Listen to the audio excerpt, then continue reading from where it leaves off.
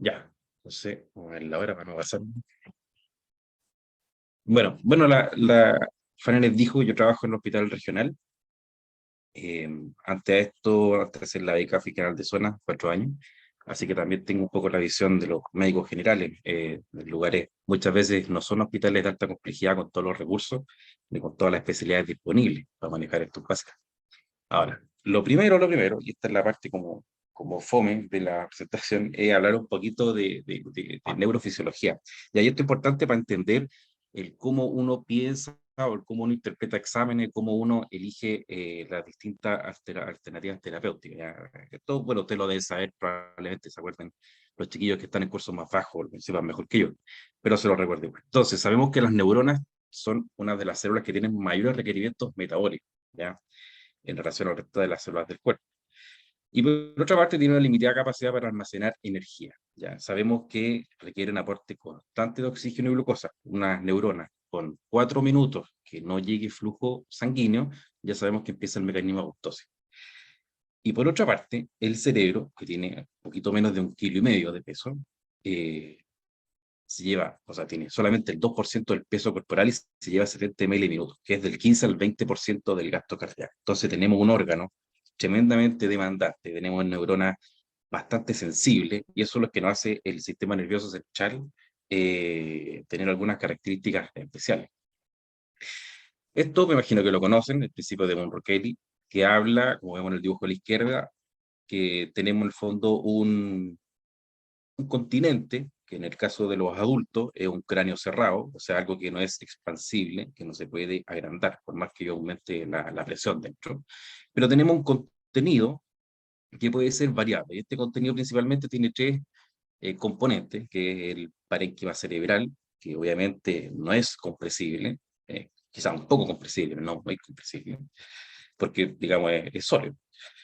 Tenemos el componente sanguíneo y el componente de líquido cefalorraquídeo, ¿ya? En condiciones normales, estos tres elementos, digamos, tienen la capacidad de fluctuar, de variar, principalmente los que son de componente líquido, entre el espacio intracraneano y el intrarraquídeo. El cerebro no se puede mover de ahí, pero en condiciones en donde yo le agrego un cuarto elemento que va a hacer efecto masa, como sale en el dibujito de la derecha, por ejemplo, un tumor, vamos a tener que el cerebro no se puede disminuir de volumen, pero existe este mecanismo por el cual, si yo tengo otro elemento que ocupa espacio, tengo que, digamos, tengo que compensarlo de otra forma, ¿ya? Y en esto nos ayuda, como está en el gráfico de la derecha, nos ayuda a que del sistema podamos, digamos, redistribuir el líquido cefalorraquídeo, que como les dije, principalmente se va al espacio intrarraquídeo, y podemos redistribuir la sangre, que principalmente, inicialmente, va a ser la sangre venosa, ¿ya? Entonces, de esta manera, frente a cualquier cosa, digamos, que ocupe masa, me estoy refiriendo al tumor, me estoy refiriendo a un hematoma, me estoy refiriendo, por ejemplo, a una hidrocefalia, a cualquier cosa, digamos, que ocupe volumen extra dentro de la cavidad craneana, me va a permitir sacar o redistribuir líquido cefalorraquídeo, redistribuir sangre inicialmente venosa, para mantener una presión constante. La idea es que haya una presión constante dentro de la cavidad intracraneana. Va a haber un momento en el cual, si este efecto masa es muy grande, pese a que yo saque la mayor cantidad de líquido cefalorraquídeo, sangre, posible, voy a generar igual un aumento de la presión, ¿ya? A esto se refiere con este principio.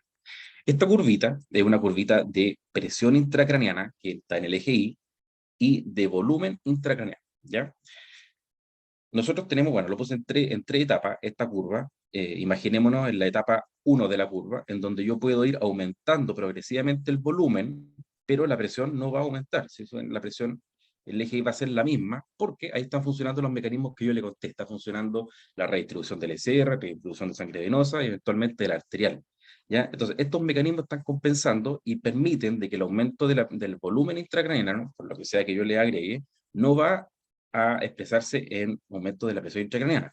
Pero llega un momento en que ya los mecanismos compensatorios no están dando abasto y a medida que yo aumento la presión intracraneana, voy a aumentar, o sea, que yo aumento el volumen intracraneano, voy a aumentar la presión intracraneana. Llegando a un momento más crítico, en donde pequeñas variaciones de volumen van a generar grandes cambios en la presión, ¿ya? Obviamente eso es deleterio para el sistema nervioso central. Ahora, ¿por qué la presión es importante? hay un concepto que es la presión de perfusión cerebral, que en el fondo va a ser bueno, teóricamente el gradiente entre la presión que ingresa, digamos, y con la que sale, en el fondo, entre el sistema arterial y el venoso intracraneano. Y en el fondo hay que entender que la presión de perfusión cerebral es la fuerza con la cual, o presión o fuerza con la cual la sangre tiene la capacidad de penetrar a los tejidos, ¿ya? Y básicamente al tejido neuronal. Nosotros lo simplificamos de una manera no tan exacta, pero digamos de una manera fácil de obtenerlo, y que sabemos que la la presión de perfusión cerebral va a ser igual a la PAM menos la PIC, ¿ya? La PIC es la presión intracraneana, ¿ya? La presión intracraneana, en general en adultos, se estima de que por debajo de 20, entre 10 y 15, entre 15 y 20, van a encontrar distintos valores. La verdad es que no hay un valor exacto, no es como la presión arterial, que no tiene valores normales, sino que es una aproximación, ¿ya? Pero sabemos que sobre 20 es malo, y entre 10 y 15 se podría aceptar como normal. A medida que los niños son más chiquititos, van a tener presiones más bajas, ¿ya? ¿Cierto? Niños alrededor de 5, neonatos PI 1 a 3.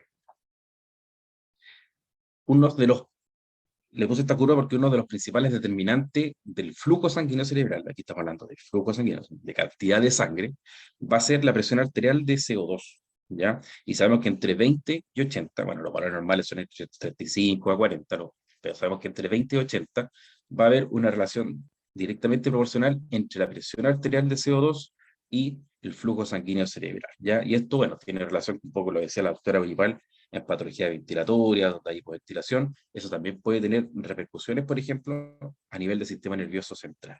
Y va a ser una variable también que nosotros podemos considerar dentro del manejo. Le aprovecho de decir que si yo quisiera, por ejemplo, aumentar o si yo quisiera manejar el flujo sanguíneo cerebral, lo podría hacer a través de la presión arterial de CO2. Lo vamos a hablar después en el manejo, ¿ya? Sí, después lo vamos a ver.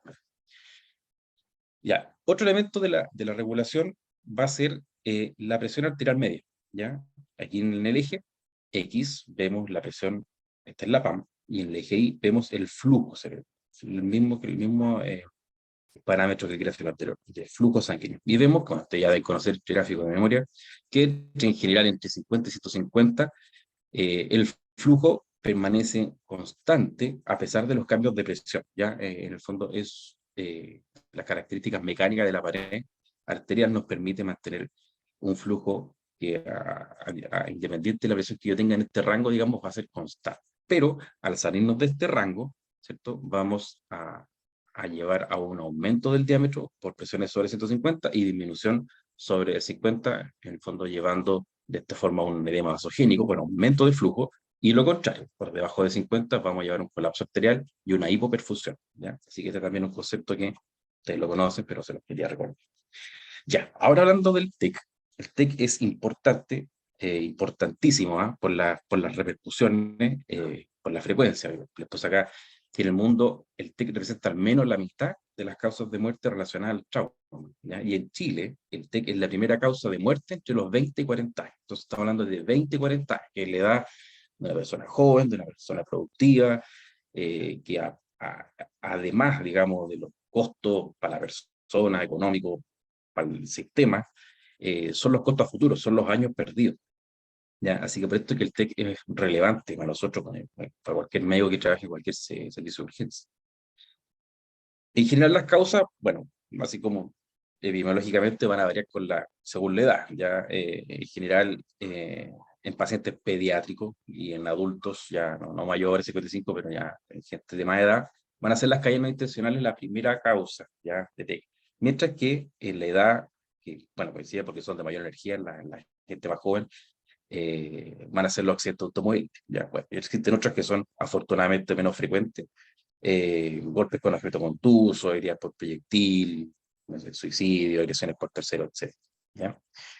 En población infantil es algo aparte, porque el 3% de toda la consulta en urgencia, de toda la consulta, estaba hablando de entre los resfriados, de todas las causas, digamos, que son ya de la edad pediátrica, un 3% alto, ¿ya? Y esto es principalmente por las caídas de los chiquititos en la edad de lactante, en la edad incluso preescolares, pero son en esta edad que hay una alta frecuencia no relacionada a gravedad, ¿sí? Pero como motivo de consulta es importante tenerlo frecuente. Y obviamente, claro, en este caso son los que se caen de la cama, se caen del huevito, se caen del coche. Ahora, el TEC, a grandes rasgos, lo vamos a clasificar en un TEC leve, moderado y grave. Vemos que la frecuencia del TEC leve es mayor a la otra, un 70%. Afortunadamente, porque la mortalidad en el caso del TEC leve es menos del 1%, ¿ya? Pero la mortalidad es 30% o llega a ser 30% en el TEC grave, ¿ya? TEC grave, para más que se defina un TEC con un Glasgow de 8 menos. Afortunadamente, el TEC grave es solamente el 10% de todos los TEC, ¿ya? Pero no sé qué enfermedad, digamos, tiene una mortalidad tan alta y que sea tan frecuente, así que por eso que esto es relevante. Ahora, una cosa importante, ¿no? Que ustedes que van a trabajar en atención primaria, ya sea en un servicio de urgencia rural o un hospital de baja complejidad, incluso en un hospital de alta complejidad, en un servicio de urgencia, es importante diferenciar estas dos cosas, ¿ya? Pero cuando hablamos de TIC, hablamos de una patología, de un concepto que es diferente al de la contusión de cráneo. Y ahí esto siempre yo lo hablo.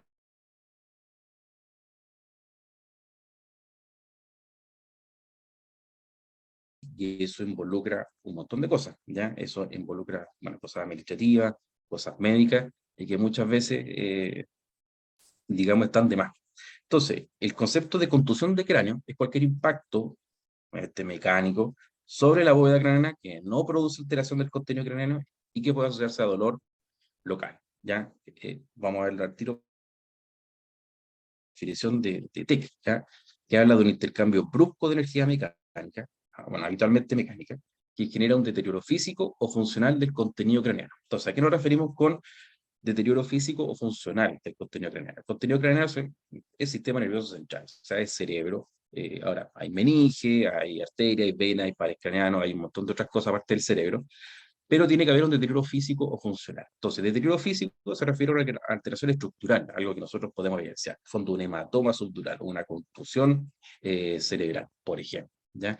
Mientras que a veces no hay deterioro físico, pero sí puede haber funcional, o sea, puede haber un cerebro sin ninguna lesión. Yo le tomo una resonancia al paciente, se ve el cerebro normal, sano, pero tenemos que el paciente tuvo algunos, por ejemplo, de estos elementos que nos van a hablar de que ya no es solamente, como decía acá, un impacto mecánico, digamos, con síntomas locales, sino que estamos hablando que hay un deterioro funcional. O sea, el cerebro de cierta forma dejó de funcionar de manera normal. Y se puede ver habitualmente por, no sé, amnesia postraumática, por vómitos, vértigos, convulsiones, obviamente el examen neurológico alterado, son elementos que nos hablan del deterioro funcional, ¿ya? Y el deterioro físico, probablemente, bueno, si no lo veo con un TEC abierto, lo voy a evidenciar en un estudio imagenológico, ¿ya?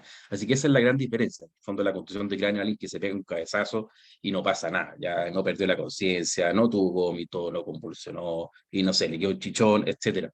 Pero no hubo, si no hubo ninguno de estos elementos de TEC, en el fondo no es un TEC, es solamente una contusión de cráneo. Cuando tenemos un TEC, un traumatismo, obviamente de aquí adelante vamos a hablar de TEC, traumatismo encefalocraneano, tenemos dos momentos, ¿ya? Dos momentos, lo podemos esquematizar como lesiones primarias y lesiones secundarias. Las lesiones primarias son las lesiones, por definición, inevitables, es la lesión que ocurre en tiempo cero de la lesión, ¿ya? Es lo que determina que empiece el TEC, ¿ya? Y estamos hablando de las lesiones estructurales, principalmente, no sé, fracturas, contusiones, laceraciones del parénquima, lesiones anal difusa, etcétera. Son lesiones que van a ocurrir de manera inevitable, ¿ya? Y frente a esto nosotros no podemos hacer nada, ¿ya? Si hay un hematoma, el hematoma ya está puesto y el hematoma ya, no sé, hay que ver qué hacemos con el hematoma, pero en el fondo no vamos a ir a modificar algo que ya ocurrió. Pero sí, nosotros y bueno, neurocirujano, urgenciólogo, médico general y cualquier médico que tenga, digamos, relación con el paciente, trabaja sobre estos elementos, sobre las que son evitables. Porque estas lesiones evitables son lesiones secundarias que ocurren después de varias horas, hasta incluso varios días, ¿ya? Incluso un par de semanas pueden ocurrir algunas. Y aquí estamos hablando de cosas que sí podemos manejar, ¿ya? Y que estamos hablando de la progresión de hematoma, estamos hablando de edema cerebral, de la hipertensión intracraneal, lesión hipóxico-isquémica, y todas que son deleterias, pero que son de cierta forma evitables, ¿ya? ¿Y cuáles son los elementos que van a determinar que, o sea, o los elementos que van a jugar un rol dentro del potencial, digamos, de mejoría de estos elementos de lesiones secundarias? Van a ser estos, van a ser factores sistémicos como la hipotensión, hipoxia, hiperglicemia, la fiebre, la inflamación sistémica, la hipadrinergia, la disnatremia. En el fondo son cosas sistémicas que, para que entiendan, le hace mal al sistema nervioso central y que van a hacer deleterio si es que los tienen durante su evolución, ¿ya? Elementos más locales, ¿cierto? Bueno, hay quizás elementos más micro, apoptosis, pérdida de la autorregulación cerebral, la isquemia, la inflamación, las convulsiones. ¿Ya? Pero sí, sobre estos elementos es sobre los que nosotros vamos a trabajar y lo vamos a ver después en el manejo. ¿Cómo se clasifica el TEC? Nosotros el TEC lo podemos clasificar de muchas formas. De hecho, yo sé que yo les dije, le moderado severo, que a veces habla de TEC abierto, TEC cerrado, focal, difuso, complicado, no complicado. Hay escalas de imágenes, para todos los gustos, ¿ya? Primero, abierto cerrado se refiere principalmente a la internidad de la dura madre, ¿ya? Cuando tenemos un TEC, obviamente tiene herida de, digamos, de piel, de scalp, de cráneo, que tiene una fractura, y esto lleva a una ruptura dural de la dura madre, se considera un TEC abierto, ¿ya? Y esto tiene repercusiones más que nada por, bueno, principalmente del manejo, porque probablemente sea más quirúrgica, con el objetivo de ir a hacer, por ejemplo, un aseo quirúrgico a una herida, y de la probabilidad de complicaciones, siendo la principal la infección, ¿ya? Obviamente tenemos una brecha entre los bichos, meningitis secundaria, etcétera. Quizá puede tener un rol en eso, ¿ya? Pero no es un término que nosotros lo ocupemos como de rutina o que sea muy importante dentro de la, digamos, de la caracterización o de la definición del diagnóstico de TEC. Focal difuso se refiere cuando hay lesiones, por ejemplo, como lo dice el nombre, ¿no? Focales, un hematoma extradural, no sé, frontal derecho, sabemos que la lesión probablemente está ahí, mientras que hay lesiones difusas, como edema cerebral difuso, ya donde ahí no hay un foco, sino que es la globalidad del contenido intracraneal. Hay otra, bueno, vemos también como complicado o no complicado, y ahí se refiere básicamente a si es que hay alguna lesión en el escáner asociada. Por ejemplo, un TEC complicado independiente de la condición neurológica, si es que tiene una fractura, ya sería un TEC complicado. Pero eso no nos ayuda mucho, porque puedo tener un paciente en Glasgow 8 con una fractura sola, sin ninguna lesión en y puede ser un TEC complicado. Eh, Puedo tener un paciente en Glasgow 15 con una fractura, sigue siendo un TEC complicado, y viceversa. En el fondo, no, tampoco no digamos, no, nos ayuda a caracterizar bien al paciente. Escala imaginológica hay muchas, pero yo le puse esta, y acá quizá hay que quedarse con esta parte. Le dice TEC leve, moderado, severo, ¿ya? Yo creo que esto hay que aprendérselo bien, y saber que el TEC severo es con un hasta 8, y el TEC leve en Glasgow 13-15. Algunos hablan de 14-15, otros solo 15, 13-15, pero de cierta forma esto un poco da lo mismo, pero sí es importante que el TEC severo sea de 3-8, y vamos a ver por qué. La escala de Glagos, si les dijo la doctora Coyipal, es la escala que nosotros se asocia a diagnósticos, se asocia a indicación quirúrgica, se asocia a evolución, por lo tanto nosotros la usamos, o sea, usamos todo el día. En la urgencia es fundamental el uso de esta escala, y por más simple, muchas veces no es tan, digamos, las respuestas tan, o digamos, las evaluaciones concordantes una con ocho, ya. No es raro que para dos médicos en un momento, un mismo paciente, digamos, le calculen dos grados diferentes. Así que es importante tratar de, bueno, obviamente, aprendérsela y tratar de obtener, y aquí, bueno, un par de cosas que hay que tener en cuenta en la evaluación. Primero, el paciente tiene que estar hemodinámicamente estable, ¿ya? O sea, yo no saco nada con sacarle un Glasgow a un paciente que acaba de tener un TEC, ¿ya? O sea, eso no se hace. La D, como dijo la doctora, es la D. O sea, primero está la A, la B, la C, después la D. Tenemos que tener una ventilación adecuada, tenemos que tener los elementos ventilatorios, hemodinámicos, todo compensado, y recién podemos evaluar a un paciente, podemos sacarle la escala de Glasgow. Si yo tomo un paciente hipovolémico, le tomo un Glasgow, me da un Glasgow 7, resulta que yo le paso, no sé, le pongo las dos vías venosas, suero isotónico, y a lo mejor le sube 3, 4 puntos. Por lo tanto, el primer Glasgow no tiene ninguna validez, ¿ya? Así que para nosotros esperamos siempre y le preguntamos dirigidamente al urgenciólogo, al médico que esté de turno, le decimos, ¿el paciente está como para ser evaluado? Sí. Y ahí recién nosotros vamos, no sé, le examinamos las pupilas, pero eso después de haberlo estabilizado hemodinámicamente, ¿ya? Así que hay que tenerlo súper claro. El Glasgow se hace de manera constante y repetitiva. ¿Por qué sacamos el Glasgow? Bueno, en el fondo para saber la condición. ¿Y cómo vamos a ver si se empeora? Solo es repetir el clavo. Ya muchas veces no, nosotros lo podemos tener, a veces no avisa, no sé, el enfermero hizo, el paciente, no sé, ya no está tan atento, el paciente dejó de hablar y hay que ir a volver a sacar el clavo y un cambio de clavo que puede ser repentino, ya, o sea, un hematoma intracraneano puede crecer de manera rápida y presentar algún deterioro neurológico rápido. Por lo tanto, el clavo tiene que ser de manera constante, ¿ya? Así que eso es también importante porque puede variar, es dinámico en el tiempo. Si el glago es asimétrico, si con un lado yo no muevo nada y con el otro lado, no sé, localizo el dolor, yo me quedo con la mejor respuesta, ¿ya? Porque el lado afectado probablemente sea del lugar que tenga la lesión, pero el glago yo no lo estoy midiendo para ver el impacto de la lesión, sino de la lesión, digamos, de manera focal, sino que el glago yo lo evalúo para evaluar el sistema nervioso de una manera global y básicamente más que para las funciones cerebrales, para ver las funciones más vitales, funciones de tronco. Por lo tanto, a mí me interesa la mejor respuesta, ¿ya? Así que si yo tengo respuesta asimétrica, yo puntúo la del lado que esté mejor.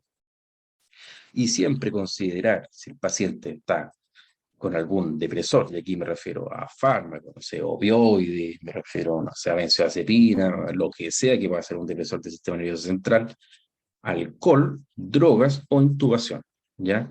Si un paciente me da un clavo más bajo porque está intubado, yo le pongo el clavo que es. Obviamente el paciente no va a hablar, o sea, el paciente por solo el hecho de estar intubado, yo no voy a tener, no sé, no voy a tener más de un punto en la parte de respuesta verbal, ¿ya? Pero no importa, yo pongo ese clavo y le pongo en la una T, o a veces le ponen intubado, no sé, o si está bajo efecto de algún fármaco, yo lo puedo anotar, le pongo el clavo real y lo anoto, ¿ya?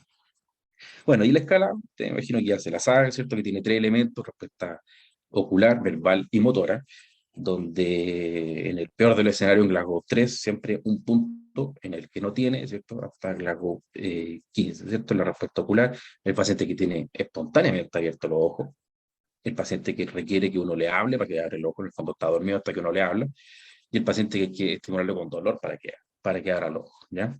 En relación a la respuesta verbal va desde la respuesta, digamos, una persona que está abierta hasta la, digamos, la respuesta y de la respuesta motora de la persona que obedece órdenes o que tiene movimiento voluntario o que hace un movimiento propositivo. En el fondo, el que quiere levantar la mano y levanta la mano, se entiende de que tiene una respuesta motora normal, ¿ya?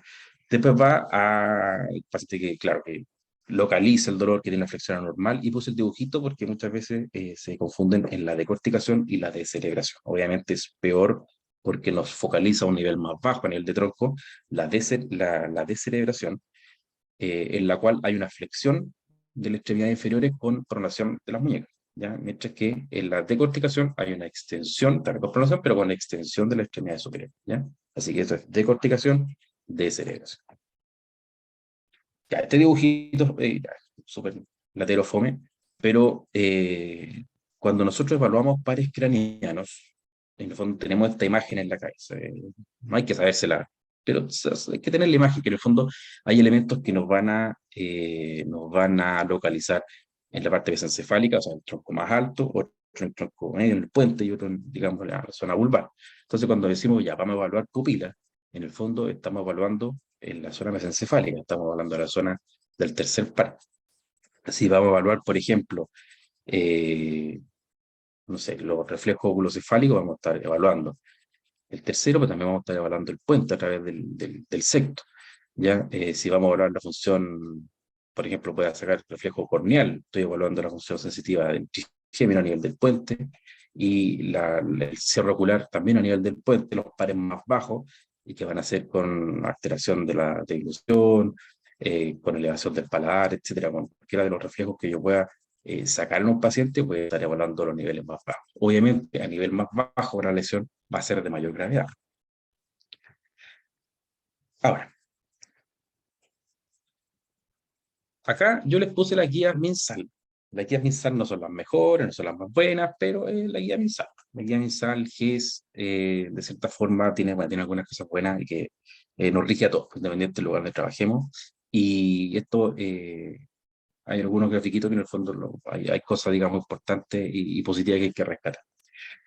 Acá nos habla, por ejemplo, nos va a hablar del manejo de los pacientes o una guía del manejo de los pacientes según la escala de Glasgow. Ya aquí nos habla del paciente en Glasgow 15, o sea, el paciente que está indemne, pero que tuvo un TEC, ¿ya? Tuvo algún elemento, probablemente alguna alteración, como le dije, funcional o estructural, pero que el paciente está en Glasgow 15. Entonces, el paciente que está bien, yo lo primero que tengo que pensar es, bueno, este paciente lo puedo mandar para la casa, o lo dejo acá, o lo dejo, no sé, lo dejo en observación, lo dejo hospitalizado, etcétera. Entonces, esta tablita que está a la derecha, hay que sabérsela, ¿ya? Y hay que sabérsela, es latera, es larga, pero hay que sabérsela. Porque se les pasa uno de estos casos y puede tener, o sea, hablamos de esta grave, o sea, no sé, ustedes están, no sé, en Puerto Saavedra, están, no sé, a 3 horas de Temuco en alguna parte, eh, y hay un paciente, que, no sé, un viejito que usa tratamiento anticoagulante, por ejemplo. Y el paciente a lo mejor se pegó en la cabeza, lo llevó, no sé, el nieto, el sobrino, porque era viejito, no sé, tenía 75 años. Y llega el viejito, está, lo ven súper bien, perfecto, Glago 15, lo mando para la casa, está Glago 15. Y bueno, si no le preguntan qué tratamiento usaba, si no saben que usaba tratamiento anticoagulante, ese abuelito perfectamente a las 2 horas después puede tener un deterioro neurológico, o sea, puede hasta fallecer producto de alguna lesión por TEC. ¿Ya? Entonces, esto hay que ir a preguntar. Entonces uno tiene que ir a preguntar si usa alguna droga, tiene que ir a preguntar si usa algún fármaco, principalmente los anticoagulantes, ¿ya? Que sabemos que los anticoagulantes muy pocas veces están en el rango de NR objetivo. Por lo tanto, todos estos elementos, y hay antecedentes del accidente, o sea, si hay un accidente de alta energía, si alguien salió volando, si hay, no sé si otro ocupante del auto se murió, o sea, hay elementos que nos hacen pensar de que este paciente puede tener algo más grave de lo que realmente se ve. Como les dije, mayor de 65, pacientes con epilepsia, con anticoagulante, con coagulopatía, pacientes con enfermedad de neuroquirúrgica, por ejemplo, que haya sido operado de un tumor cerebral, paciente alcohólico, uso de droga, pacientes sin apoyo social es importante. Cuando, a todos los pacientes que se van para la casa después de un TEC, uno le dice, bueno, en caso de urgencia, venga, venga, porque si el paciente vive solo, no le podemos decir en caso de urgencia, venga, porque si le pasa algo, no, nadie lo va a llevar. Entonces también hay que tener en cuenta incluso el apoyo social. O sea, alguien perfectamente en Glago 15 lo pueden dejar hospitalizado por no tener apoyo social. ¿Ya? Elementos de la anamnesis, si es segunda consulta, pérdida de conciencia mayor a 5 minutos, si los síntomas son progresivos, al examen físico, bueno, obvio, algún déficit neurológico, van a haber oto, rino, ragia o raquia, en el fondo sangre, líquido, por donde sea que salga, hay que sospechar fractura de base de cráneo, al igual que los signos, el signo de Bato, excepto que el equimosis periorbitaria, está la equimosis retroauricular, cualquier sospecha de base de cráneo o por una radiografía también. Como el último punto, esto, si solamente disponible una radiografía hay que hacerla y si hay sospecha hay que derivarla, ¿ya? Entonces, si es que hay factores de riesgo, en el fondo un paciente que está bien, el paciente está súper bien, pero si tiene factor de riesgo yo le tengo que tomar un escáner, ¿ya? Entonces ustedes donde estén tienen que derivar ese paciente. Más vale derivar lo demás y que le demos el escáner, que esté bien, lo mandemos para la casa, que no mandarle que después llegue complicado. ¿Ya? Si es que no tiene ningún factor de riesgo, se puede considerar, hoy en día ya la radiografía no se usa a nivel, digamos, mundial. Esto es algo que no debería estar en la guía, pero bueno, si lo tienen, tómelo, dale a un paciente que no tiene factor de riesgo, está claro, 15, no pasa nada. Lo podemos hablar en urgencia perfectamente 2 a 4 horas y dar de alta, ya si el paciente está bien. Pero si el paciente tiene factor de riesgo, eso, en el fondo lo que yo les quiero decir es que tienen que derivarlo o pedirle que lo vea un neurocirujano o pedirle el escáner directamente para descartar alguna lesión en este grupo de pacientes. Después habla del TEC moderado, y aquí lo dividen en dos, entre claro, 13, 14, ¿sabes? Que aquí consideran moderado hasta 14, después 9, 12, por eso que aquí los elementos, o el elemento principal es que el paciente en Glasgow ya, que no está en 15, que no sé, 15, 14, yo ya no pasa nada si yo lo dejo hospitalizado, si yo lo quiero observar, yo lo puedo dejar observando 6 horas, 8 horas, o de frente lo dejo hospitalizado, ¿ya? Eh, Obviamente, bueno, en un hospital de alta complejidad, donde hay otra demanda de cama, yo puedo tomar otra conducta, pero el concepto de que el paciente ya y que no esté en Glasgow 15 no se puede ir para la casa, o sea, o no tan tranquilo, en el fondo tendría que tener una muy buena red de apoyo, dejarlo al menos unas horas observándose en la urgencia. Eh, de todas maneras, como dice acá, siempre tomarlo en escáner, y aquí ya no hay, da lo mismo los factores de riesgo, o sea, siempre tomar un escáner y pedir una evaluación neuroquirúrgica, ¿ya? Y ahí, bueno, ahí entramos nosotros un poco para hablar recién al paciente. Vamos a hablar un poquito de las lesiones que pueden haber en TEC. Y para esto es importante este dibujito, ¿ya? Este dibujito nos muestra un corte como coronal, donde aquí se ve el cráneo, por fuera el scalp, en el fondo la piel, la grasita, la faz, pericráneo, y por dentro, que es lo que nos interesa a nosotros, de azul vemos las meninges, la dura madre principalmente. Eh, por debajo vemos la aracnoide y la pía madre queda pegadita al parenquima. Y vemos tres lesiones y estamos viendo el lugar en el que ocurre. Nosotros vemos que en esta parte considerada como normal, donde el cráneo está adherido fuertemente a la dura madre, es el espacio epidural o extradural, que es lo mismo, es un espacio virtual, es un espacio que no existe. Pero si yo llego a tener una fractura, y si rompo un vaso dural, si rompo, no sé, algún vaso de alta presión por la misma fractura, yo voy a tener un sangrado activo a alta presión en esta zona, ¿ya? Y que yo de un espacio virtual lo voy a transformar en un espacio real. De ahí donde se forma el hematoma extradural. ¿Ya? Extradural o epidural, que es lo mismo, que está por fuera de la dura madre, entre la dura madre y el hueso. Si yo tengo un hematoma por debajo de la dura madre, que puede ser esto en este espacio ya tenemos más vasos, tenemos bacterias, venitas, tenemos acceso también, se puede romper el parénquima cerebral, una laceración y sangrar hacia este espacio real, este espacio existe. eh, por lo tanto, si yo tengo un sangrado en este espacio, la sangre se va a distribuir de manera más libre, ¿ya? Y también vamos a ver ahí cómo se ven en el escáner ambas imágenes. Por debajo del aracnoide, yo tengo el espacio subaracnoideo, que tiene la característica de que es el espacio que llega incluso hasta los surcos, ¿ya? También lo vamos a ver en la imagen. Si la sangre llega a los surcos, yo lo voy a poder ver en el escáner también con algunas características diferentes, ¿ya? Así que aquí tenemos los distintos niveles donde pudiésemos tener lesiones que son las más frecuentes, que son hematomas, ocupantes de espacio intracraneano. Las lesiones por fuera para nosotros no tienen ninguna relevancia, ¿ya? Porque son extracraneanas, bueno, a veces si hay defectos grandes pueden entrar de cierta forma, o a veces están a tensión, pero son cosas bien raras y la verdad es que lo que nos interesa es hematomas, en este caso, vamos a mostrar en el caso de este dibujito, la ubicación del hematoma extradural, del subdural, bueno, no se ve el subaracnoideo, pero imaginarse lo que está en esta parte, por debajo de la aracnoide. Aquí otro dibujito, en donde vemos, por ejemplo, un hematoma extradural, ¿cierto? De azul también, la dura madre, está por fuera de la dura madre, y tiene esta forma como biconvexa, ¿cierto? Como una lentejita. O así también se ve en el escáner. Pero es que el hematoma subdural se distribuye por debajo de la dura madre y tiene esta forma así como de luna menguante. Y otra ubicación es el hematoma intracerebral, donde aquí el hematoma ocurre en el parénquima cerebral, o sea, aquí rotura de vasos cerebrales y de parénquima cerebral. Por otra parte, las fracturas de cráneo, también podemos ver que hay fracturas lineales, que solamente el hueso se quiebra, pero no se desplaza, no se corre nada. Y están las fracturas con hundimiento. Obviamente, el mecanismo es con objeto contuso, o caídas de altura. Eh, Acá, aparte de la fractura, que suele ser conminuta, hay un hundimiento que esto, además de generar algún hematoma por debajo de la fractura, genera efecto de masa sobre el parénquima. Aquí les muestro algunas imágenes. Estos son escáner en ventana ósea. Hay dos tipos de escáner en ventana principalmente. En ventana parenquimatosa, donde uno ve el cerebro, y el escáner esa y la ventana ósea, donde uno ve principalmente el hueso, y no se ve el cerebro como es. Entonces acá vemos, y esto es una reconstrucción 3D del escáner.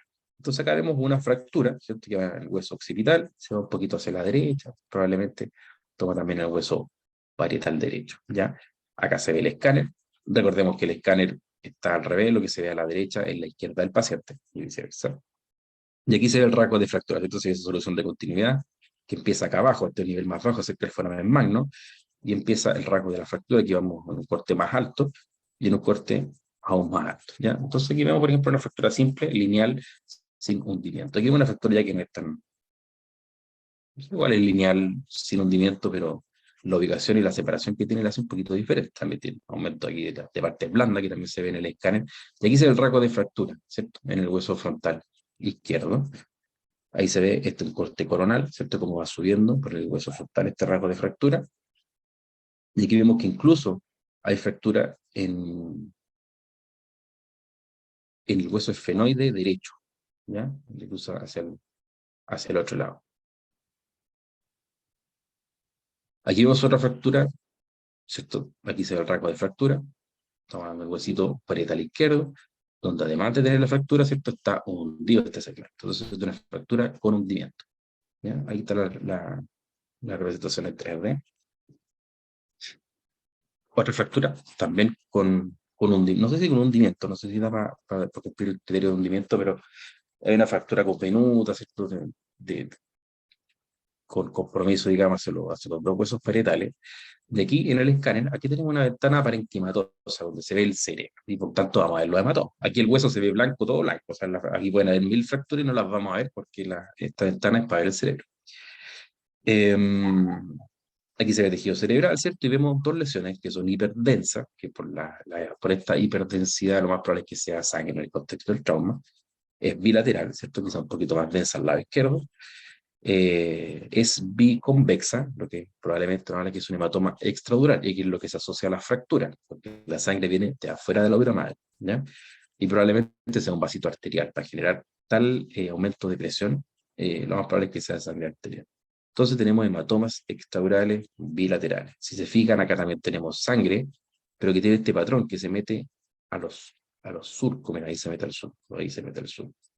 Esto también es un surco, acá probablemente también tiene un componente subdural, pero esto es hemorragia subaracnoidea. Hablamos que debajo del espacio aracnoideo es el espacio que va entre la aracnoide, la vía madre, y que ese espacio se introduce a los surcos. Por lo tanto, esa es la forma de identificar una hemorragia subaracnoidea. Es la sangre que tiene estas como impresiones digitiformes, se mete al surco, ¿ya? Así que esta es hemorragia subaracnoidea bifrontal, en el fondo, ¿ya? Más este hematoma extraoral, más este hematoma, digamos, aumento de volumen, hematoma subgaleal, bueno, y la fractura que aquí no se ven, pero la vemos en esa reconstrucción en 3D. Acá vemos un hematoma subdural, ¿ya? Aquí vemos, o sea, le vamos a mostrar la imagen de la izquierda, se ve el huesito de esta ventana de parénquima, el hueso se ve blanco, no sabemos si hay fractura, pero aquí el parénquima se ve esta lesión hiperdensa, ¿cierto? Que a diferencia de la anterior, que era biconvexa, esta es como una luna, o sea, un menguato, no sé cómo se llama la luna, la luna, media luna. Eh, y este hematoma subdural va en este caso ya vemos la repercusión estructural, la repercusión eh, anatómica en este escáner, porque vemos que este elemento, que es el septum pelúceo, que debería estar en la línea media, y la línea media debería estar acá, vemos que está desplazado. Al ojo debe estar desplazado unos 12 milímetros, ¿ya? Lo cual es harto. Por lo tanto, este hematoma subdural ya desplazó la línea media hacia el lado contralateral, obviamente. Vemos que los surcos, así como se ven al otro lado, acá no se ven, o sea, los surcos se perdieron. O sea, ese también es otro elemento de que está haciendo efecto más. Miren el ventrículo lateral, este es el cuerno occipital del ventrículo lateral izquierdo, compárenlo con el ventrículo derecho. Aquí se está colapsado, otro elemento de que está haciendo efecto masa. Acá hay otra lesión, probablemente una contusión hemorrágica con edema perilesional, también está contribuyendo a hacer más efecto masa, ¿ya? Y esto probablemente no tenga la misma presión compartamental, presión intracraniana, que este otro lado, ¿ya? Entonces, ¿se acuerdan del primer gráfico que vimos de que estamos compensando aquí? Hay que ver hasta qué punto esto está siendo compensado. Entonces, el líquido cefalorraquídeo, por ejemplo, probablemente aquí hay una redistribución hacia el espacio espinal, probablemente ya tenemos redistribución de sangre venosa, eventualmente de sangre arterial, pero cierto, en algún momento supera nuestro nivel de compensación, empieza a ser deleterio. ¿Y deleterio qué significa? Significa cambio isquémico, disminuye la presión de perfusión, o sea, no le llega la irrigación básica, o sea, la irrigación mínima a las neuronas, y empieza el fenómeno de hipoperfusión hasta llegar a la isquemia, ¿ya? Aquí un punto más alto del hematoma subdural, se ve que es extenso, ¿cierto? Que necesito, y también no se ve el ventrículo de ese lado, se ve que hay disminución de los surcos, etc. ¿Ya? Ahí se ven las repercusiones estructurales en el escáner.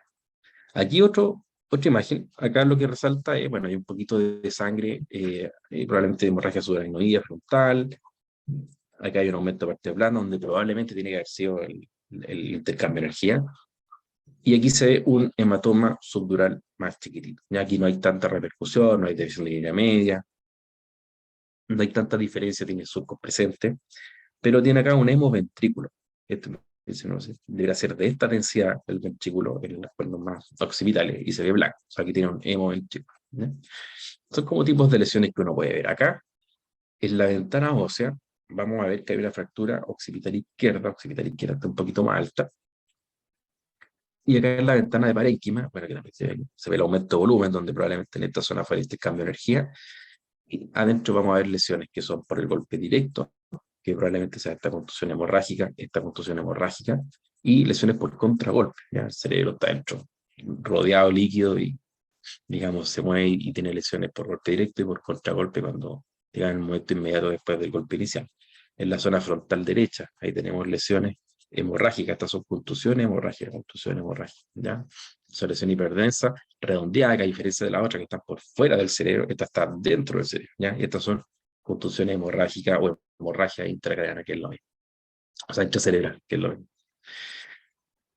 Otra imagen, también lesión hiperdensa, ¿cierto? Frontal izquierda con edema en la parte más hipodensa, alrededor de la lesión, también contusión hemorrágica, que si ya de los niveles más bajos podemos ver que desapareció ese ventrículo, el ventrículo es el cuerno temporal del ventrículo lateral izquierdo, desapareció, este está colapsado, el nivel más alto, en línea media, que debía estar acá, está acá, también está desviada.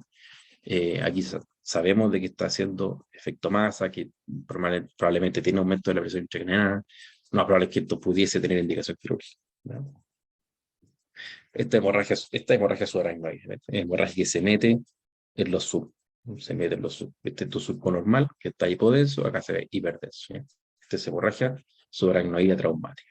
Bueno, esto es terrible, Eh, tenemos este elemento que genera ese artefacto y que esa tal intensidad del artefacto es porque esto es metálico, ¿ya?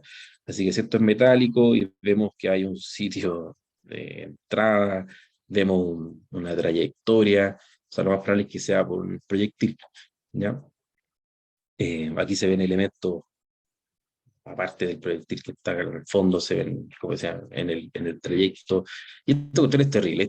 Es terrible porque no solamente hay una lesión del trayecto, sino que la onda de expansión al momento de cualquier bala, digamos, de atravesar, si ya tuvo la capacidad de atravesar el cráneo, va a atravesar probablemente todo el parénquima cerebral y la onda de expansión genera una respuesta, digamos, inmediata y global y terrible para el encéfalo. O sea, este encéfalo de ese momento ya, como se ve en la imagen, ya está negro, no se diferencia sustancia gris, sustancia blanca, tiene un edema difuso, este paciente está muerto. ¿Ya? Los hematomas es lo de menos. Así lo más terrible no es este hematoma subdural, o que tenga un poquito de sangre ahí, ni sangre en el trayecto, sino que es la onda, digamos, con una destrucción neuronal masiva e instantánea. Y entonces, esto es lo que pasa cuando hay lesiones ocupantes de espacio. Aquí, por ejemplo, hay un hematoma, que en este caso sería un hematoma subdural, ¿no? Bueno, puede ser intradural, no sé. Pero tenemos un hematoma intracraneano. Eh, Subdural en este caso, ¿no? Está por dentro de la aura. Y sabemos que el cerebro no es compresible, no se puede comprimir. Entonces va a buscar la zona, o tiene que buscar la zona de menor presión para escapar. En el fondo, si el hematoma tiene una fuerza o una presión muy elevada, el cerebro lo va a empujar y lo va a empujar hacia la zona donde haya más debilidad o menor presión. Y esas son lo que generan las herniaciones, ¿ya? Y tenemos herniaciones si atraviesa a través de la hoz, ¿cierto? De la falx cerebri, va a haber una herniación subfalcina, ¿cierto? Hacia el lado contralateral. Puede haber una herniación tentorial o descendente o central, digamos, o la típica herniación uncal, ¿ya? La herniación uncal es la herniación de la pared medial del lóbulo temporal a través, digamos, del surco tentorial y que esto va a generar una compresión sobre el tronco, principalmente sobre el mesencéfalo y el puente. ¿Ya? Y esta compresión del tronco es la que finalmente puede matar al paciente, ¿ya? Porque si yo tengo un aumento de la presión, por sí solo no pasa nada. Si el cerebro se desplaza, no pasa nada. Si este pedacito se muere, digamos, no pasa nada. Pero si este pedacito, o sea, si este sector, digamos, el lóbulo temporal, comprime el tronco, ahí tengo repercusiones, pero la tengo porque estoy comprimiendo el tronco, ¿ya? Y las estructuras vitales que nosotros sabemos que están ahí, ¿ya? Así que esta es como la digamos, los síndromes de herniación que pueden ocurrir y que es lo que uno se teme y que muchas veces tiene que manejar antes de que esto ocurra. Del punto de vista del manejo, estos son los elementos, así como les dije antes, estos son las cosas que matan al cerebro, son las cosas que le hacen mal al cerebro, que hacen que no se recupere, que tenga complicaciones y que aparezcan estas lesiones secundarias, ¿ya? La hipoxia, la hiponatremia, la convulsión, la hipertermia, la hipertensión intracraniana, la hipotensión arterial y la hiperglicemia son elementos, también la hipoglicemia, van a ser elementos que van a tener, nos van a permitir no nos van a permitir un pronóstico positivo o evitar estas lesiones secundarias. Entonces, a esto va a enfocar un poco el manejo en urgencia, el manejo médico, el manejo en urgencia. No le voy a decir lo mismo que dijo la doctora, pero aquí hay cositas del AS que pueden tener repercusiones en lo neurológico, ¿ya? Lo primero es una evaluación y manejo médico lo antes posible. Nosotros somos la D, ¿ya? Y eso lo tenemos súper claro y todos lo tienen súper claro. Entonces, todos saben que es más importante un neumotórax de acción, es más importante un neumotórax masivo que un TEC, ¿ya? Desde el punto de vista del manejo de urgencia, ¿ya? Porque esas son cosas que van a matar inmediatamente a un paciente. Lo neurológico ya, es terrible, malo, pronóstico, no sé, o cosas, o mal pronóstico, digamos, de algunas lesiones, pero no es una muerte inminente, urgente, como lo puede ser una lesión en la ventilación, como puede ser también en la vía aérea. El GLACO es importante en el momento de la D para evaluar la intubación. Y si ustedes están en un centro que no sea de alta complejidad, tiene que haber un traslado lo antes posible a un centro de resolución neuroquirúrgica. Si nosotros sabemos que el paciente tiene una lesión inminentemente neurológica, o sea, neuroquirúrgica, por decirlo así, tiene que ser derivado a un centro neuroquirúrgico de urgencia. No saco nada con derivarlo de un hospital de baja, un hospital de mediana, o no sé, o de un servicio de urgencia rural, un servicio de urgencia de baja para que se traslade a otro hospital y finalmente después de 3 derivaciones llega el neurocirujano. No, ya, o sea, ese tiempo perdido para nosotros es valioso. Por lo tanto, la derivación debiera ser, si es que se puede, es decir, que las otras condiciones extraneurológicas lo permiten, es ser derivado directamente a un centro de resolución neuroquirúrgica. Desde el punto de vista de la vía aérea, bueno, ¿cierto? Hablábamos que la hipoxemia era mala, así que por lo menos mantener una saturación mayor de 95. Ojo, cuando hay sospecha de base de cráneo por la sonda nasogástrica, bueno, entonces una nasorectal es más rara, pero la sonda nasogástrica, ojo, ¿cierto? Porque no es raro que en fracturas de base de cráneo, que haya una brecha importante, las sondas terminen en el cerebro. La intubación orotraqueal, ¿cierto? Desde el punto de vista nuestro, cuando no hay capacidad, digamos, de mantener una vía aérea permeable, eh, habitualmente con GLACU 8 o menos, cuando hay pérdida de los reflejos protectores de vía aérea, puede también haber una causa respiratoria y no neurológica que motive la intubación. Si hay un paciente que va a requerir sedación, por ejemplo, la sedación psicomotora también se puede intubar e incluso considerar la intubación profiláctica. ¿Cierto? GLACU menor a 8 es categórico, pero si hay un paciente que está en GLACU 14, después, no sé, en 2 horas más bajó GLACU 12 y lo quieren derivar, y el colega tiene miedo de que el GLACU le siga bajando durante el traslado, perfecto, ahí se puede intubar profilácticamente, aunque tenga un GLACU, no sé, 9, 10, ya, eso se puede permitir en esas condiciones. Ya, no es descabellado y de hecho es mejor que llegue un paciente intubado de más que el paciente se le ocurra empezar a descompensarse en el traslado. Esto ya es un concepto más de UPC, que la ventilación mecánica se recomienda en todos los casos de TEC grave, si el TEC con GLACU 8 o menos, por estas razones, ¿ya? Pero esto ya no vamos de manejo, no tanto lo que es. Desde el punto de vista de la ventilación, como lo dijimos, descartar lesiones de riesgo vital, ¿ya? O sea, el neumotor, ya, etcétera, todo eso tiene que descartarse, ¿ya? Eso es lo primero y no irse de cabeza o sea, a un TEC abierto. Cabeza en línea media general 15-30 grados, como dijimos, la saturación mayor a 95, controlar la presión arterial de CO2, esa va a ser un determinante de la PIC, ¿ya? Evitar la PaCO2 menor de 35, va a ser de punto de vista de la circulación, esto es de la C normal, lo dijo la autora, los venosos, hipertónicos, etc. A lo que nosotros lo que nos interesa es que la PAM, ¿cierto? Habíamos visto que la PAM va a ser un determinante de la presión de percusión cerebral. Nos interesa que la PAM no baje de 80, ya ojalá esté entre 80 y 110. Y que la sistólica no baje de 90, porque la PAM lo que más nos va a ayudar, o el principal determinante de la PAM también es la presión sistólica. Así que la presión sistólica no puede ser menor de 90, y lo ideal es mantener una presión arterial media, no tan, y tampoco más de 160.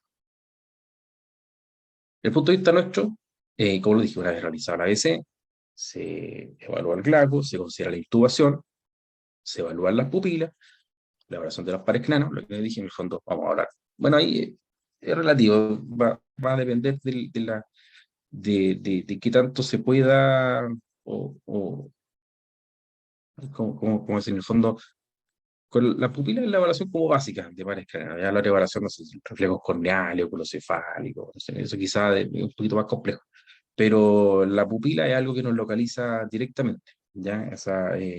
Una dilatación pupilar no involucra que hay, o sea, nos dice de que hay un compromiso mesencefálico o de tronco, y eso nos debiera apurar, ¿cierto? Por lo que dije, en el fondo la compresión de tronco es algo malo. Evaluación de vías largas me refiero a la función motora, la función sensitiva. Esto es independiente del clavo. Después le sale el clavo, en el fondo veo si tiene alguna hemiparesia, hemiplegia, cómo está la sensibilidad, si tiene algún déficit sensitivo. Y siempre considerar dentro de la evaluación el consumo de alcohol, de droga y de sedación, como lo habíamos conversado. Estos son otros elementos que también son de manejo más de UPC, pero que en la urgencia también hay que tenerlo presente. La fiebre es deleteria, por lo tanto la monitorización de temperatura tiene que ser constante y manejo agresivo si hay fiebre. 38,5 yo diría incluso más de 38 en el fondo hay que ir a bajar la temperatura porque el aumento de la temperatura aumenta el metabolismo cerebral y eso puede hacer de que, digamos, es un elemento, digamos, que van a favorecer las lesiones secundarias. Obviamente las causas infecciosas deben ser tratadas. Desde el punto de vista de la glicemia, mantener glicemias menores a 180, pero ojo que la hipoglicemia es terrible, o sea, es mejor que esté con la glicemia un poquito más alta que tener una hipoglicemia, así que no hay que ser tan entusiasmado de repente con la glicemia y si está cierto ya, no sé, mantenerlo ahí no pasa nada, ¿ya? Pero saber que la hipoglicemia para la neurona, para el cerebro, es mucho, mucho, mucho más terrible, digamos, que una hiperglicemia, ¿ya? La natremia, ojalá mantener el límite normal alto, y eso es para disminuir el edema cerebral, también maneja un poquito más de OPC, ¿ya?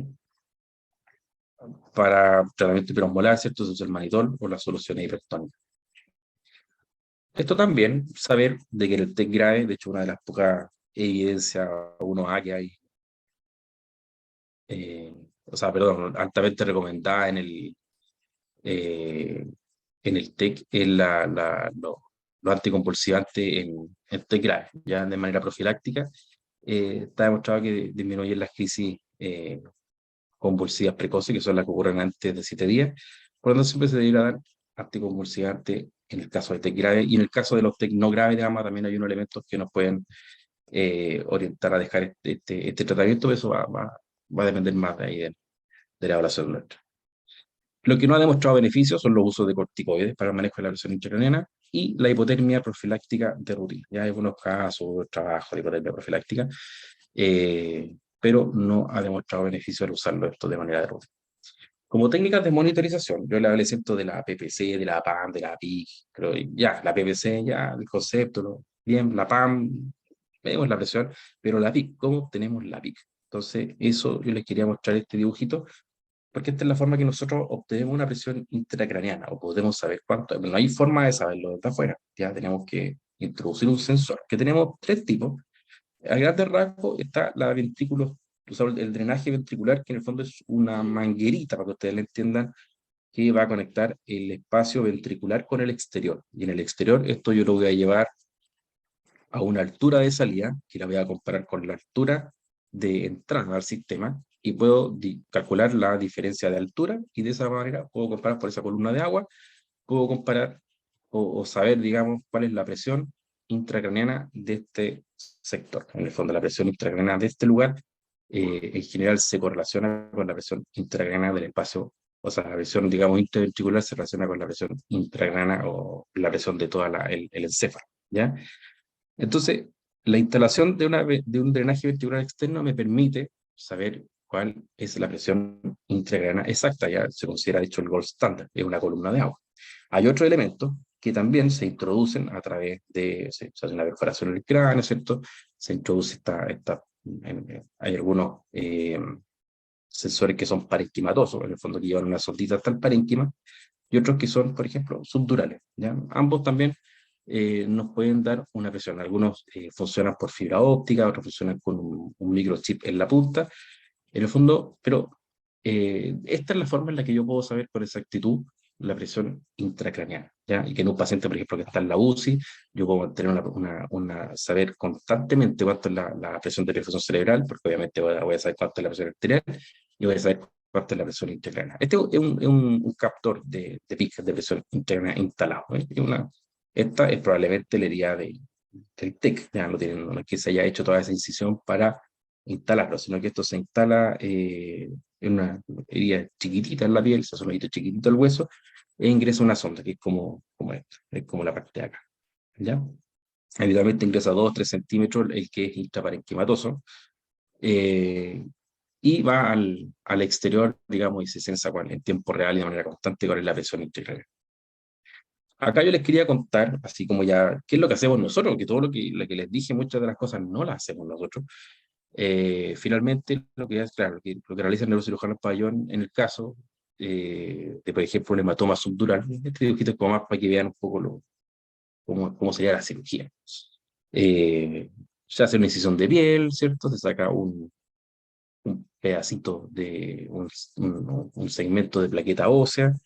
Debajo del hueso, ¿cierto? Vamos a encontrar la dura madre, que si es subdural, vamos a tener que abrir la dura madre, y debajo vamos a tener el hematoma, ¿ya? Y este hematoma se evacúa, digamos, uno se encarga de que no quede ningún remanente, y después se va cerrando por partes, se cierra la dura madre, se cierra el hueso, se cierra la piel, y con eso, digamos, una cirugía que para nosotros no es tan compleja, en relación al resto de la cirugía, uno puede evacuar en urgencia, o sea, no para ello, pero me refiero a un paciente de urgencia, puede evacuar un hematoma subdural. Pero tenemos cosas terribles como esto, ¿cierto? Un hematoma parenquimatoso, digamos, de un volumen considerable, tenemos artículos, desviación terrible, la línea media, tenemos hematoma subdural, o sea, donde se mire, digamos, que hay una hipertensión intracraniana, hay probablemente alguna inacción ya a nivel, digamos, de las cisternas basales. Si es que el paciente está en condiciones, o si cumple los criterios, o se considera que pudiese ser quirúrgico, nosotros realizamos, cuando vemos de que la presión intracraneana es muy alta y que existe la posibilidad que incluso después de evacuar la lesión, el cerebro empiece a generar un edema difuso y que pueda, aunque yo saque completo el hematoma, va a seguir aumentando la presión intracraneana como lesión secundaria, yo puedo considerar la cranectomía descompresiva, ¿ya? Y la cranectomía descompresiva, esto es más que nada para mostrarle el, la cirugía que se hace, como dice craneectomía, es que hay un gran segmento, digamos, de la calota que se saca. Este es el defecto en una reconstrucción 3D, este es el defecto en un escáner, y se saca y se saca, o sea, no se vuelve a poner, se deja cubierto, obviamente, todas las capitas lo más cerrado que se pueda, sin el hueso, y esto permite de que el cerebro, si después va a ser un evento de aumento de volumen, inicialmente por edema, eh, permita de que este espacio permita que el cerebro salga transitoriamente mientras ocurre este edema y no aumente la presión intracraneal. ¿Ya? Lo que en el fondo que interesa acá es que no haya compresión de tronco, que no haya lesión, y es mejor que sean, digamos, no ocurra del cerebro hacia el exterior transitoriamente a que ocurra, digamos, en un espacio intracraneano cerrado. ¿Ya? Así que esto también es otro de los tratamientos que se puede hacer en urgencia, eh, tratamiento quirúrgico en urgencia, cuando vemos de que probablemente va a haber un aumento de hipertensión severo. Eso les quería comentar.